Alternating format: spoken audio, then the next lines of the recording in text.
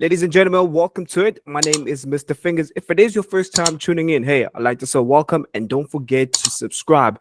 And I have to say that today we have a phenomenal, amazing, inspiring, woo, ladies and gentlemen, I usually introduce my guests in a long list, but today's guest, I don't have a long list to introduce you to because she's so phenomenal and amazing. And I want you guys to hear her story. And I know that a lot of you will be inspired by her journey and what she's currently doing right now into the cybersecurity space. Ladies and gentlemen, please help me welcome Vanessa.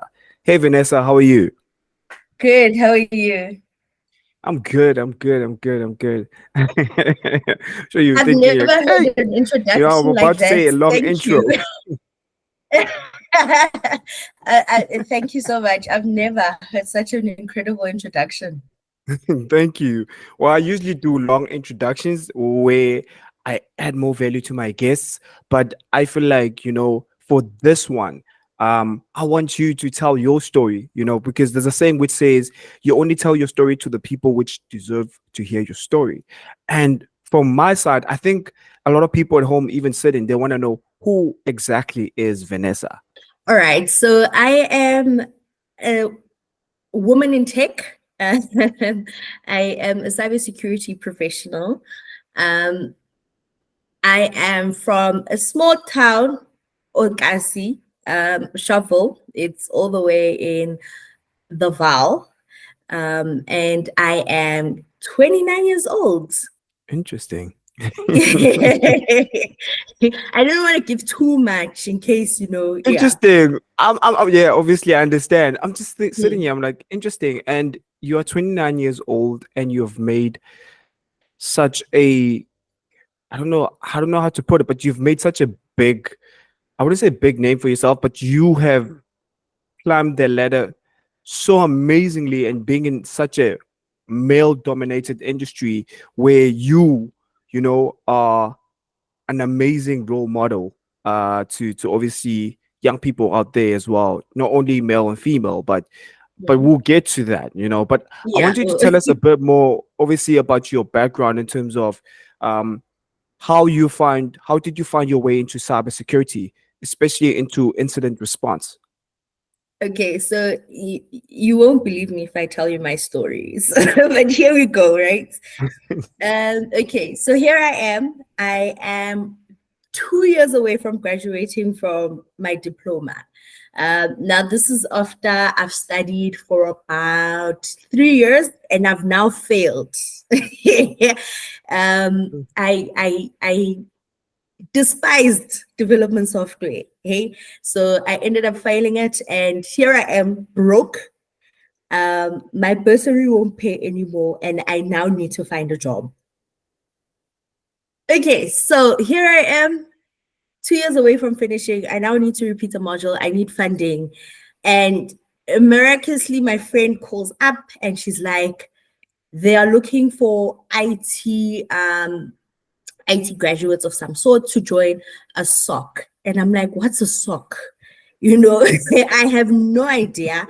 I did security as like a module, in the IT qualifications, you do like project management for one semester, then networking for another semester. And yeah, so I did Yeah. security in networking for like probably 2 weeks, and they told me something called, there was an S plus somewhere there that I remember my networking lecturer told me about. And I was like, what is a SOC? What is a SOC analyst? Okay. Anyway, a few weeks down the line, I'm in an interview with I would say one of the biggest names, Altron. Um, it's listed, so I think it's one of the biggest names. Um, and I studied. I went back to all my networking notes, and I studied ports again, studied possible attacks. Always high. Yeah, I went back to the books and I passed, and that's how I started my journey as a SOC analyst. Oh, but I'm And sure it was then challenging. you have no idea. I knew nothing about security. In fact, now that I look back, I'm just like, how did these people trust me with such a critical component of of the tech of the company. Because when you look at tech in a company, it's quite big. You've got IT operations, you've got the devs, you've got the networking, but security, like, you are holding all of those in your hands. And if the system goes down because of a breach, people are looking to you to get them out of that True. situation. And now when I look back, I'm like, yeah, how, So yeah, so that's how I started out in security, with no knowledge. Someone that hadn't even graduated, and one company said, "We believe in you and we see your potential," and that's how I became a SOC analyst. Oh, this is very interesting. What was your most challenging, factor or things that you faced on your way through going into the SOC? Because I feel like there's so many challenges that you face, which obviously I don't want to spoil for people, because I know one of them is Mm, also burnout as well. Alert fatigue. mm, It's one mm, of them. mm, But yeah. mm. I wasn't even going to say that one, but now that you bring it up, yeah, because you're working shifts, right? So I was working 12-hour shifts at the time, 4 days in, 4 days out. Yo, guys, if I tell you, no. What I enjoyed about it was that I was 4 days out, but that means also that I couldn't have a life, because when I was off of work, my friends were at work. So it was kind of a lonesome period in my life. But other than the hours, the pay sucked. The pay also is terrible. Now that I look I mean, back, you're starting out, you know? yeah, I am starting out, and that's another thing about the careers in tech, right? You kind of start at the bottom compared to everybody else. But no, but like, the amount of work I was working and the amount of pay was not it was not aligning. So yeah, the pay sucked. There was overtime as well that we had to do. I worked holidays, I worked weekends. That means I didn't see my family often. It meant sometimes on Christmas I couldn't have Christmas lunch, I had to go to work. And then also, some of the challenges is I didn't know security. um, and I didn't know how to navigate this new world that I was in. Right, it wasn't the same as what you were studying. Project management. You know where to start. They give you those tools in varsity. With networking, at least you have some kind of knowledge of how a network works, right? With systems, if you're a systems person, you know how to restart a laptop to get it working again, or open it up, because those are the tools that people that the lecturers give you in varsity. But here I am in security, and I have no idea what this world is. And I also didn't know where about to go get it as well. I didn't think YouTube wasn't as big when I started out as it is now, where everything is on YouTube, where you can find even as someone lecturing on CISP. I didn't know my boss told me that I had to go do an S plus, and I didn't even know what that is. So I would say one of my biggest challenges was people were information hoggers. And I think that's also one of the biggest challenges that I face still now, 8 years Yeah. in, 7 years in, is that people hog information and they don't want to give it to you for whatever their reason is. And then males, I know it's typical, but fighting off male colleagues was one of my biggest challenges. I think I also dealt with very traditional men that believe that women belong in the kitchen. Oh, they don't want So to be wrong when you tell them that you're right. listen, I know, trust me. you taking me back. Hey, yo, I haven't thought about this period in my life in a while. So yeah, they didn't want to be wrong. Also, they were also the fact that I was almost a graduate, and they weren't. Though, it was, you could get into tech without a formal education.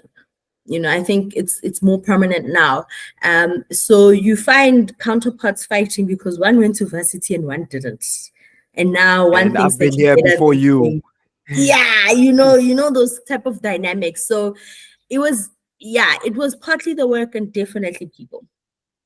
You see, I still also have that problem with a lot of people. I think two problems that you mentioned. I still have a problem with information hoarders. I do not No. like information hoarders.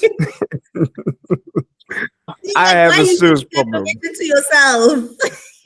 Exactly, exactly. So I Yeah. think for me, that's why I started my entire community and channel, because I've gotten to realize that I've learned cybersecurity, and a while back.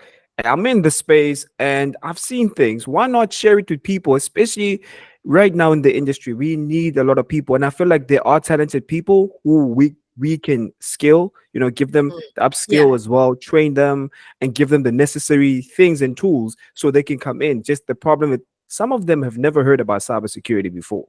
They don't even know what the heck is cybersecurity. There's There's just a a, me, there's a person that is exactly like me right now out there who has never heard of this thing, who thinks it's just a component, who doesn't even know there's such a possible career to get into. We need more communities like you actually, because what you're doing thank is you, thank amazing. you, thank you, thank you. Yeah, and let's talk about this whole male dominated thing where they don't Mm, wanna, be wrong. And I won't lie, I've seen it, and most of my friends they always say I defend female engineers. It's not that I mm, defend female engineers. I believe in equality. Everybody's equal when we get to the workspace. And yeah, I've seen it that most of the time you get that um everybody's working the same, we're doing the same job, but yeah, you get that the female engineer will strive more than the guys, but they will never get the promotion or they will never be seen. What do you yeah. think most of the time is the problem? Is the problem in that in the industry? Ye- It's a where difficult one, where right? do I start? Where do I start? You know what? I always say there's nothing as powerful as a female, and I'm gonna take it up a notch, a black female, because and not to make it about race or anything, but we have to work 10 times harder. um, because we are at a disadvantage already by getting into the field. Already, we're at a disadvantage. We are fighting white professionals. We are fighting black professionals and male at that. And then we're fighting with white female professionals as well. So we already at the back burner. And not to make it about race, but it's just the reality in life. And what makes a black female even more powerful is their determination to work. I see it all the time. I'm in awe of my current teammates because we're a black female dominated team and we work. Like yesterday we knocked off at 5 o'clock and someone said, "Why are you guys always here on a Friday at 5 o'clock?" And we're like, "We work." So I Mhm. think that's the thing. I think we kind of a threat. It's a very niched environment. Tech is very niched. So True. we're fighting for the same positions. There's not enough positions to accommodate all of us. But Yeah. I need us to stop trying to climb up the ladder. And I think I say this from a very privileged point, so please don't quote me. But I've realized now that I'm at a managerial role, um, I've realized that there is no need for me to try and climb up the ladder to be CISO in like by the time I'm 35. There's no need for that. There's so much to learn. With AI coming in, AI security is going to be a thing, or security in AI. It's going to be a thing. We now need to start thinking, how are we going to combat advanced threats that are used that uses AI? We don't know AI. We don't know how it was developed. Only very few of you that are passionate about it actually go and research and how it works, right? So how are we going to combat now AI generated malware as compared to normal malware? You know, threats are being generated each and every day and they're getting more advanced. And EDRs and SIM tools are not picking up on any signatures because they're reinventing the wheel, right? So instead of us fighting for positions, we now still need to be thinking about what skills can we equip ourselves to be able to combat these things. Cloud security, huge right now. I'm not seeing enough cloud security architects, networking people. I'm not seeing cybersecurity professionals. I'm not seeing enough of that. We're not guarding our cloud infrastructure enough, you know. I don't know how many cloud professionals do you know? Cloud security professionals do you know? I only know one. Uh, that's a good question. Maybe 4 or 5. I feel You like we know also quite a need lot. I think also we need detection engineers. Hence why for these SIM tools, they can be able to configure the SIM tools in terms of detection. So we need a lot of detection engineers. We don't have a lot of detection engineers, and we're lacking in that. We Nobody like wants it, to be a detection engineer. but like you can make so much money from being just besides the money. You can have a niche skill that can take you places. A lot of That's true. companies a lot of companies don't want to invest in long-term workers. I see contracting is now a thing. You can be a contractor and you can work for the big names. I'm talking about the top 40 companies in just your specialist job alone. Let's say you're doing identity and access management. Do you know how niche that skill is? Like that area is niche. Not everybody can do identity and access management, but we all want to be senior managers. And I need people to tell me why, besides money. Or everybody wants to be an ethical hacker when they're coming in. I'm like, oh, here comes Wow. another one. But that's all they know. That you know what? That one I can defend. It's because that's all we know. How many people are Exactly. talking about cloud security? How many people are actually talking about um blue teaming careers that can come out just out of blue teaming?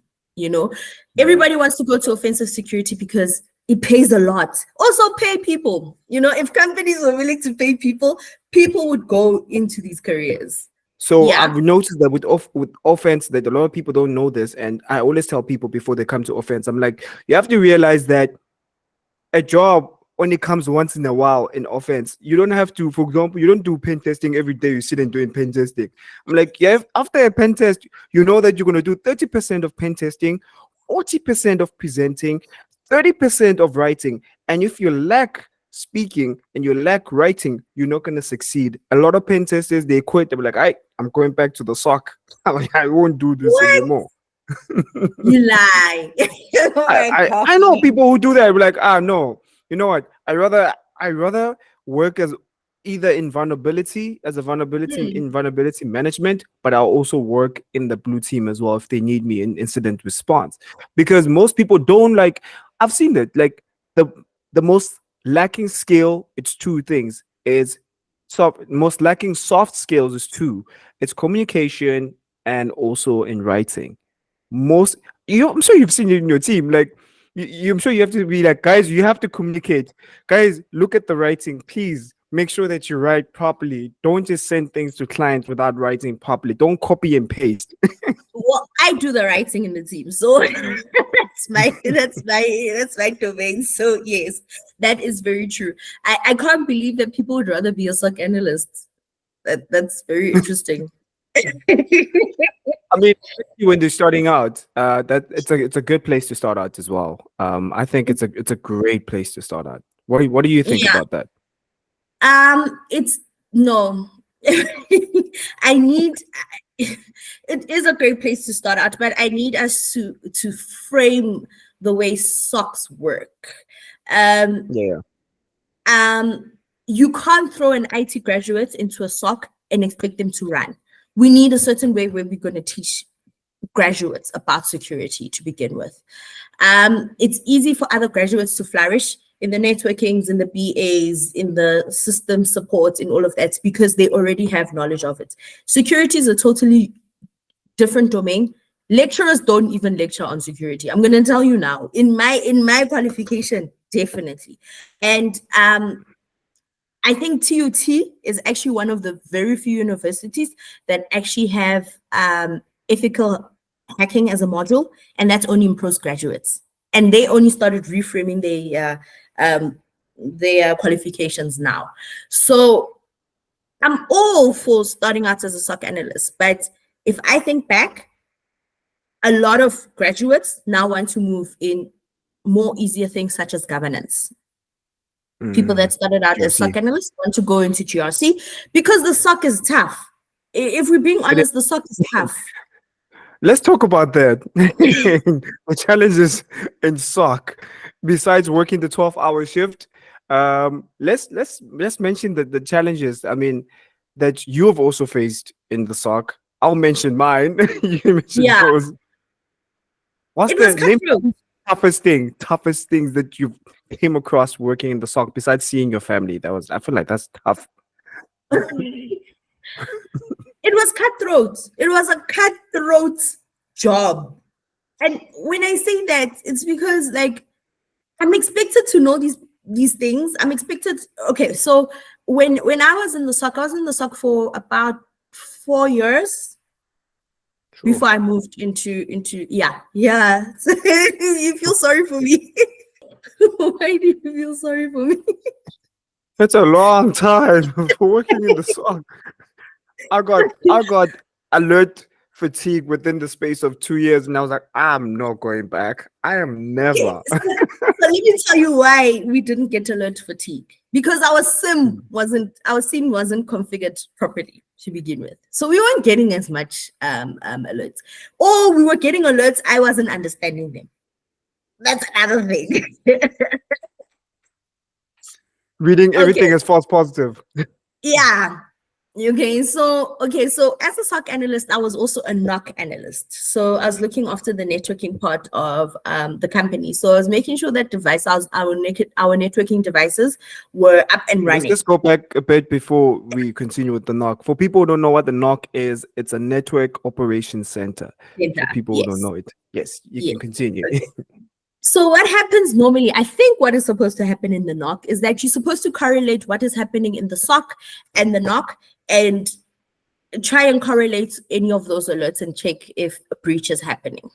And ensuring that if there is a breach happening, it's not draining your resources of your devices, right? So it's a correlation type of thing. I didn't know that. Okay. Now that I look back, I'm like, oh, that's what I was supposed to be doing, Don't laugh with me. Thank you for admitting your mistakes. It really helps. I mean, it will make people also be aware. Okay, I'm not realizing it now, 7 years in. I think I realized it like 3 years back, 4 years. Yeah, I realized it quite early. Anyway, so we didn't suffer from alert fatigue because they wanted us to threat hunt. I need companies to stop making graduates or first year people who have an S plus to threat hunt. How do they know how to threat hunt? That's true. I only learned threat hunting 4 years in. I only learned what an IOC was 4 years in. I mean, it Maybe even takes also time that for them was to my even fault. practice the micro attack as well, you know? Maybe that was also my fault. Maybe I just wasn't okay. To be quite honest, I hated the field. I was in a love-hate relationship with the field because I was stuck in this world where there were cool things happening, but I just didn't know what they meant. I didn't know where to go, what to do. I was just looking, the world was revolving around me, but like I didn't know what all of these things were. I didn't know the kill chain. I didn't know the mitra attack. I didn't know I didn't know these standards. I didn't know ISO. I didn't know all these things. I didn't know what they meant. So I need us to do better. A lot of SOCs go after business and then they forget and then they sell this business to clients and it's all glory and flowers. But these SOC analysts don't know what to do. Unless you're a SOC analyst that's quite advanced, and you need at least 3 years to understand how the SOC works, or 2 years at least. So my challenges, let me tell you, I didn't know what a use case was. I only found out, I think, 2 years into it. So what happened in the SOC environment? I was working for an MSSP, and we were providing the SOC service to a number of general clients. Okay, big clients. I'm talking like big names, if I I won't mention them, but yeah, big names. What happened was the SIEM was configured. We were using CrowdStrike and we were using RSA at the time. So RSA came in and it was bringing in alerts. It was bringing in not alerts. It was bringing in like logs. We could see events. It was bringing in events. And the problem is now they are looking at the SOC analysts to do use cases. And we have no idea what those are. We don't even know where to begin. So they bring in a new lady. She was a badass. Am I allowed to say that? Yeah, you can. Don't Okay. worry. She was a badass. Okay. She came in and she's like, what are you guys looking at? And we're like, I don't know. We look on RSA, and if there's an attachment, attachment.pdf, we check if it's malicious or not. What was the like things like that. And this person's like, no, let's build use cases. Okay, so that's when I know. We built our first one, brute force. If an admin account changes passwords, that was another use case that we built. These are basics now. I'm talking about basics, right? If I can't remember all of them, but if an admin changed privileges to an account, so if they added an account and then what was that thing called where you add a privilege? Your privilege escalation. Yes, that's Yes. what I wanted to say. Yes, privilege escalation. Type of events. And now then it started making sense. I'm like, oh, okay, this is now what we're doing, right? So now I know what to look out for. So now what do I start doing? I now start looking for use cases that we can use in RSA that would make sense, right? And now what they're doing is they're giving us tasks. At least build 5 use cases a week, and we're like, okay, now we know where to look for. Now we know this thing is called a use case to begin with, right? So my biggest challenge in the SOC was, again, I didn't know what a use case was because of information hoarders. It was a cutthroat environment. You needed to be the best, and in order to be the best, you needed to have information. And in order to have information, you needed to find it from somewhere. And maybe it was partly my fault because I was oblivious. So you couldn't ask questions. When you ask questions, people don't know. It's either they don't know or they don't want to tell you. They didn't want to tell me, but they're telling me that they don't know. Yeah, but I get you. It was cutthroats. We were competing. We were competing even though I didn't know. I was probably like ignorant. I didn't know we were competing. I didn't know we were competing for boss's attention. And that's what an MSSP is. You are in competition with other people, probably to get a team leader job or to get a SOC manager job that you don't even know. There are promotions there that are happening of people that you trained. Those are the type of things that you see in the SOC and you're like, oh, yeah, every day when you wake up, you're like, do I really have to do this? So yeah, like me explaining it doesn't explain what I went through when I was a SOC analyst, but I'm sure you understand, right? I really do understand. But how many people do you currently manage at this current moment, though? How many people do you have in your team? Okay, let me go back to my background because I never finished that. Okay, Let's go back there. So I was a SOC analyst for about 4 years for 2 MSSPs. And then I moved into a managerial role. And then that was the cyber incident manager. I was working for one of the telecoms, and that was also cutthroat, but in a very good way, because now I'm in it and I now understand what I was doing. So that's how I got into incident response. So that role was looking for someone with SOC experience, and I ticked that box. And I think I spoke very well as well, because communication, that's what they need. You win. someone that can speak, right? So that, I think that's how I got the job. I think because I spoke very well, because I have no idea why my boss gave me this job, because at the time, looking at my SOC experience, now my current boss, I can see why he gave me the job. But that previous one, no, I don't see how. But I mean, yeah, let's see how many members now do you have in your current team? Because I heard you said Okay. you have ladies in your team, and that's amazing. Yes. Okay. So in this current team, I don't manage anybody. I manage the incident strictly. Um, everybody's managed by the senior manager. In my previous role, I managed a team of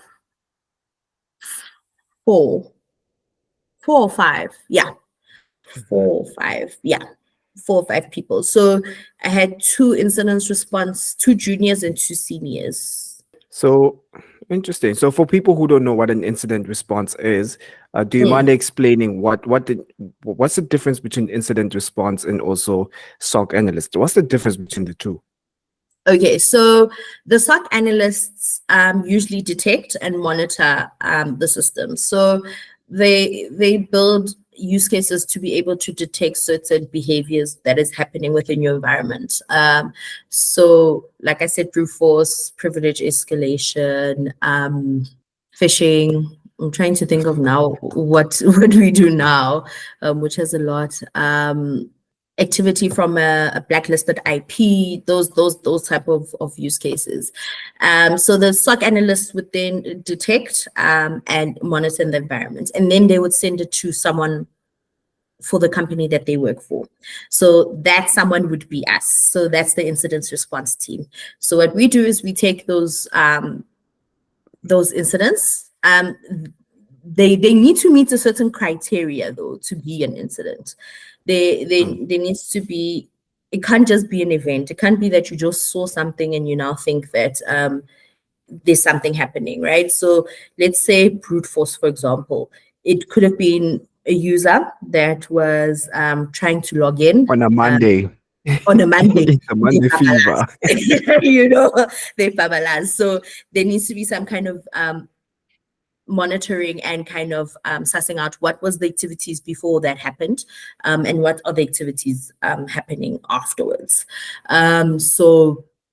So the incident response team takes those incidents that are escalated by the SOC and we investigate further. So we would then contact the user. If it happens that now there's a brute force attack happening, the password has been changed and now there are emails being sent out and the TLP tool can pick it up. And now we know that, okay, something serious is happening. And then what the incident response team, for example, would do is they would go to the user and try and find out, what is going on. Did you try and change your password? If not, then we investigate how the attacker got into the environment. But our main job is to find out how the attacker got into our environment and try and close those loopholes. Nice. Nice. Yeah. Amazing. So, if you were to give advice to people who are Yeah. upcoming and they would like to go in either in the SOC or start somewhere in cybersecurity, what advice would you give to somebody who's like, "Hey, I'm interested, but I don't know where to start, or maybe I want to start either on the technical side or the non-technical side." What advice would you give to somebody, and what skills do you think they need to acquire? I'm going to say this, especially for the ladies, cybersecurity is not difficult. It looks difficult because people are typing on a laptop and they're typing things that you don't understand and it looks difficult, but it's really not difficult. I will always advise people to start out technical. So where do we start? If you are a varsity student, right? And I want us to also talk about certifications versus varsity. I really want to hear your views on 100%. it. Hey, let's go. We'll talk about that after this. Okay, cool. So if you're a varsity student and you want to get into cybersecurity, I suggest doing something like S Plus afterwards. I know Isaka came out with another certification called cybersecurity CPP, cybersecurity something professional. So doing one of those, and then it also depends on the domain. Hey, we quite a vast field, you know. Do you want to go out in governance? Do you want to do cloud? Do you want to do the scene? so those are also vendor related. But I would say start out as a SOC analyst. That will give you a lot of exposure as to how security works. And then branch out, or an incident response analyst. Also, that's also an equivalent to SOC analyst, I think. How people, it shouldn't be, but that's how it works. And so I would say that you need to know how to build use cases, first of all, because use case, that skill is such an important skill, because let's say you built a use case that worked 5 years ago. Yeah. It doesn't still work now. It shouldn't. Threats have advanced, unless it's a standard brute force. But if you're looking for certain signatures, certain IOCs, maybe, then you need to constantly being updating your use cases and making sure that they're still relevant to the current situation. So building use cases, and you also need security knowledge. Hey, so I would suggest going onto like YouTube and finding out what, the basics. What is malware? How does it actually work? Because it's one thing knowing that malware is a malicious software that runs on your laptop, but how does it actually work? What does it do when it gets onto your laptop? So it uses your CPU power, for example. Those are the things that you can't have the same knowledge as a user has. You need to take it a bit further. Besides the technical knowledge, because that you can always acquire, you also need to be a good public speaker. Yeah, I agree. Yeah. As a SOC analyst, I was talking to clients. I needed to know etiquette, phone etiquette, for example, email etiquette, so that I'm able to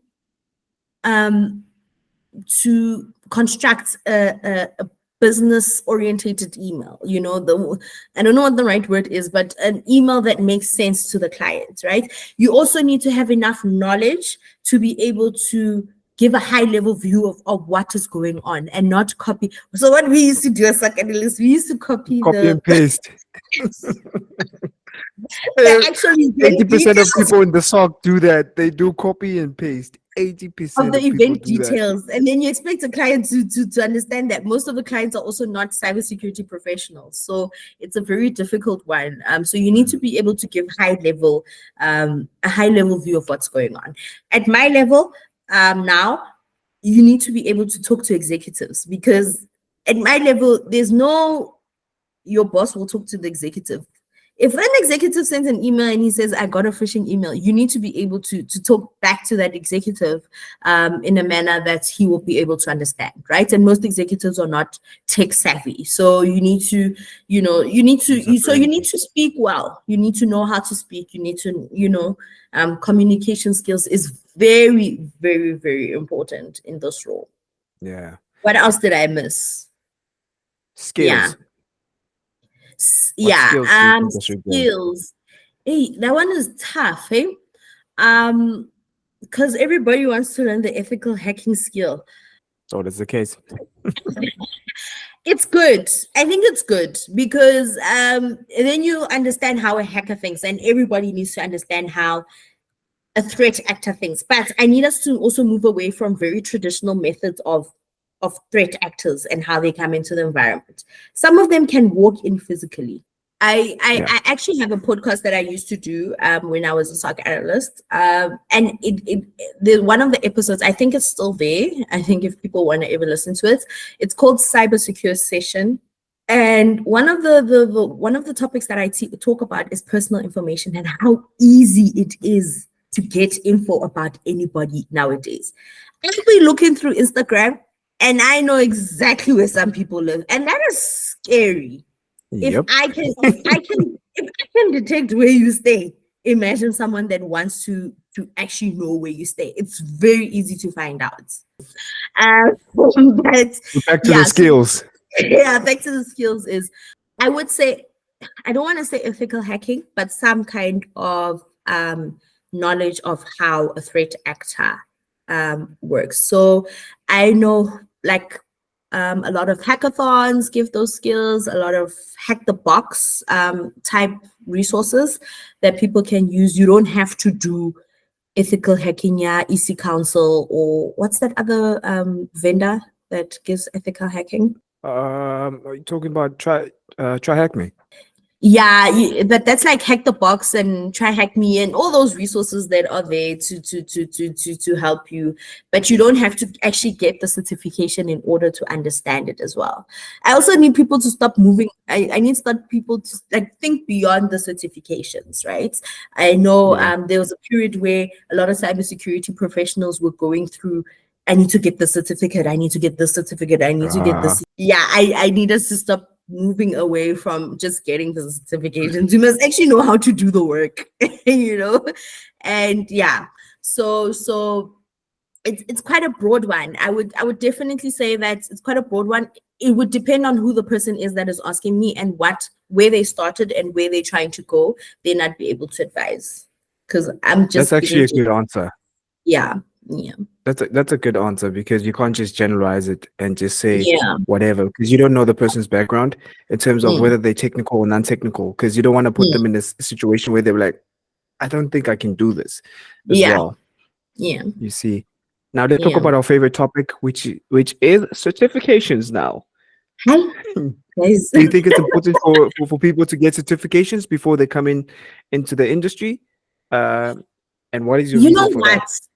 This topic has been such a conversation for the last few years, right? And in the beginning, I used to get it. Funding is tough for education in this country. We can't shy away from that. So getting a 2,000 Rand certificate from CompTIA would make sense. But there's some things that varsity does offer or technical varsities like TUT and the VUTs that can offer that a certification will never give you, i.e. the communication skills. When you are writing your project, you know, you always give a project documentation at the end of your third year because you've been building a software development project. Those skills and how to curate that document is skills that you're going to use for reporting in later in your career. You may not be doing it as a SOC analyst, but you'll definitely be doing it if you're trying to be a senior manager or an executive. Communication, public speaking, you have to present your project in third year and in fourth year and in honors. Those are the type of skills that you learn in varsity that a certification can never teach you unless you're teaching yourself on the side. Group work, very important. I used to hate group work. I still do because, right, groups are I'm currently studying, so I'm in groups, and no offense to my group mates, but I really dislike group work. But I have to work in a team at work, and those are the type of skills that are given to you beforehand. So you learn how to navigate human dynamics in order to thrive and deliver your project or deliver your onboarding of your devices onto a new tool. You know, so those are the type of skills that university can teach you. Overall and above all of that, university gives you knowledge about other domains of IT that you will later use in your cybersecurity life. Projects, systems. You need to know how a system works. So someone that is just starting out an S plus doesn't have that background, you know, unless you're going to go A plus, N plus, S plus, server plus, project plus, you know, but still, you're still lacking the human element that the universities give. So you can do your certifications. And if you can, please use the opportunity to go back to university or go to university using company funds if you can, because those are invaluable things that a certification can never teach you. It needs to be both. It needs to balance each other. You use the university to gain the skills and gain the overall knowledge, and then you use certifications to specialize and specialize in your skills specifically for you. You That's know, true. so I don't know. I've never met anybody that says it also depends. If you're trying to do offensive security, there is YouTube that you can learn the skills. And then I know some testers use Hacker One, for example, which is the bug bounty program. And they try and build a portfolio off of that, right? And there are companies that use this bug bounty program to pick up on vulnerabilities to their internet-facing devices, right? I know Hack the Box, you are able to build a portfolio as well using that. And try Hack Me, I'm not sure, but Hack the Box, I definitely know you can. Yeah, try hack me. You also can, but you only have Okay. streaks, which we can see from the back. Yes. So yeah. I don't know. Companies are also giving free vouchers, such as Microsoft. I always see free vouchers for Microsoft that Yeah. you can use to try and gain the skills. I think that's what, like, Microsoft is trying to make skills available, because I know a lot of companies are moving into the Microsoft suite. Those are the only ones that I can think that are free that you are able to gain and say, I actually have the certain skills. If I were to say you're going to do free certifications, I would definitely say do it with a reputable company such as Microsoft, for example, or AWS. I'm trying to And think of actually, others. AWS has free centers as well, where they're teaching people right now online, and also in their center that people can get cloud certification and they can start becoming cloud practitioners as well, which is very cool. I love what they're doing. We need more of that, right? We definitely need more of that. I can't tell you how many incidents I've detected just in the cloud in the past. Where am I now? Past 3 years in the cloud alone. I'm not even going to talk about on-prem, in the cloud alone. And why? Because we don't have enough cloud engineers, security cloud engineers specifically. And we also, companies are expecting for someone that is just a networking person to also do the security of the device, you know. Yeah, I have a lot to say about this topic. This topic is very, but I also need to put it in a nice way where I'm not bashing people, because I was also once someone that didn't know anything, right? But as I said, looking back, that company had no business trusting me with their security, no business at all, because security is such a crucial part. It's like, for example, if state secrets were to land in the wrong hands, what do? The country can go haywire, right? It can disrupt the financials, the Hmm. economy, right? It's the same with the company security. If the security lands in the wrong hands, a lot could happen. We could lose millions and millions and millions of money. Yeah, that's very true. Billions if your company makes billions. This has been very exciting conversation. I feel like we're not going to stop, me and you. But any No, last words that you would leave the people out there who obviously want to venture into the industry, or people who are saying, "Hey, maybe I want to move out of the SOC." Last words, Nyana, of encouragement. I think there's a lot of information now than there was when I started out, right? So use that information. YouTube, also use it from a reputable person. So research. Google is your friend. I don't know why I didn't think of Google back then. I think I did, but I wasn't finding what I was looking for. Yeah. Use ChatGPT. If you don't understand something, go and say, I don't understand this in ChatGPT, and ChatGPT will tell you in very, very simple terms. Use the tools and these are tools that are free. Use the tools that are around you. In fact, ChatGPT is like the greatest thing on earth right now, because you can even ask, where can I get free courses that are reputable on the internet for cybersecurity? And I'm sure there's a list. I should do that, actually. I'm sure there's a list that will come out, right? Yes. So use Udemy is also a great one. I know there are groups that have free vouchers or vouchers that will get you a discount, where you can get courses of discount. So there are so many resources that you can use to be able to upskill. My last words is that please, please, please. I know we all want to make money. I know this. We all want the titles. I know this. But You don't have to be a senior manager or a general manager or an executive to be able to make it in the industry. You can be a specialist and still make it and make lots of money. Lots and lots of, there's so much money to be made out there, right? Specialize in one skill. Don't specialize in a lot. One skill. Learn one skill really, really good and just learn the others so that it can help you in your journey. But learn one skill. If it's identity and access management, niche that and thrive it. Take it and run. If it's what's the other one? They ran out of my head now. If it's network security, GRC. If it's network security, GRC, incident response.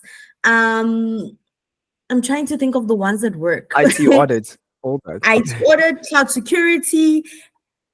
If it's all of those, take one skill and run.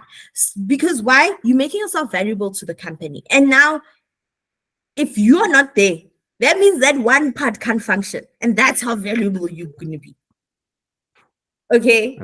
You're going to be hot property, I promise you. If I look at myself, I'm a cyber incident manager right now, right? Very few people have the skill. A lot of people have the IT incident management part, but they don't have the cyber, right? I am hot property, I think. I think. I'm not sure. Come on now. But that's the thing. Am I? There's not a lot. I don't know any other. I think I know one person that is you've got knowledge. For my judgment and my research, so I don't just take anybody on my podcast just to interview. Yeah. So you've got the knowledge one, you've got the skills, you've got the experience, and also you've got what it takes. So you wouldn't be where you are because you didn't put in the grit, you didn't put in the grind. So trust me. Thank you. But based on the skill alone, it's because I'm saying that because I don't know a lot of other people that do it. So it means that if I were to ever sell my skill or start a business based on my skill, I would be able to make a lot of impact. Because these are skills that companies need, but they're not willing to pay for it, you know? So learn one skill. Don't try and learn it all. Learn one skill and know it very, very well. And then the other advice that I wanted to give, now it's gone. Oh, no, it's back. Don't rush. Don't rush. It took me 8 years. We actually thought the same thing. I was about to end it with that, but yeah, continue. It took me 8 years to get to where I am. It takes time. A lot of people say we make a lot of money, apparently. Yeah, I also say that. Social media. My mom says I make a lot of money because apparently on the radio, she loves radio, and apparently on the radio, we're one of the top earning careers out there. And I'm like, are you sure? You know, I think it depends on the country. It depends on the company, the way it's structured as well. That all depends on that because we're dealing with rands. If we're working for companies, it's rands, so we already know. It's like, Yeah. So she doesn't believe me. Maybe if I give you her number and then you tell her that no, mama, you actually don't earn quite a lot. So, but yeah, it does take a while. The money will suck. The environments will suck, but it all moves to a greater good where you're able to land in where you actually really like, and you can look back and say, okay, I did this in my first year, I did this, and this is how it can help me now where I am. So never take the jobs that suck for granted, because now that I look back, my suck years actually helped me in where I am now. I look at my MSSP providers now. Okay, you know, back to your question about how many people I manage. I actually manage a lot of people, but they're not my direct reports. I manage my MSSPs. So I have 2 MSSPs that I look after. One does cloud and one does the SIEM. So yeah, I think that's a team of about 10 people. But I don't manage their leave. I don't manage all of that. I don't manage their career developments. I just manage what they do and how the incidents come to me.